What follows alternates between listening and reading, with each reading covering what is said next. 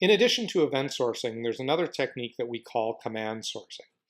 Now, command sourcing is similar to event sourcing. The difference is that instead of persisting the events, we persist the commands.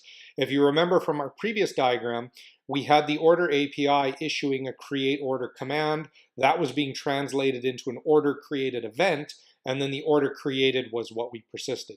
Here, what we do instead is we receive a create order command and we persist that immediately into the database. Then, asynchronously, we can process that create order in order to update the state of our order. Similarly, with our add item, we persist it and then we asynchronously process it in order to update the order later.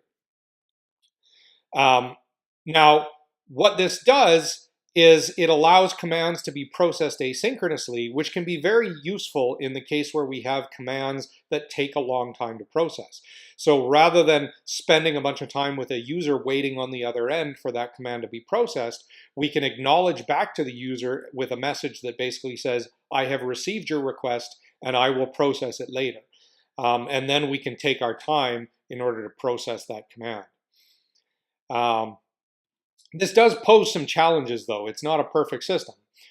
So the challenges are that the commands may be executed multiple times. So for example, if we start processing the command and then we fail for some reason, then when we recover afterwards, we're going to have to process that command again, which means we may have partially processed it previously or completely processed it. And so the command could actually get executed multiple times.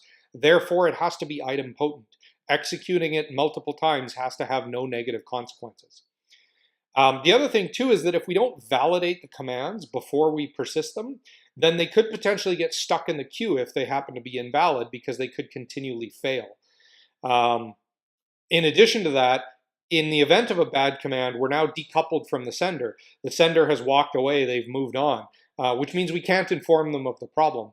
Typically in a non-command source based system, what we would do is we would receive the command, execute it, and then acknowledge back to the user that it succeeded. In this case, the user's walked away, so we can't tell them that it succeeded, but we also can't tell them that it failed, and so that can be a problem. Because of these problems, it's often safer to perform validation first, then emit an event to update the state.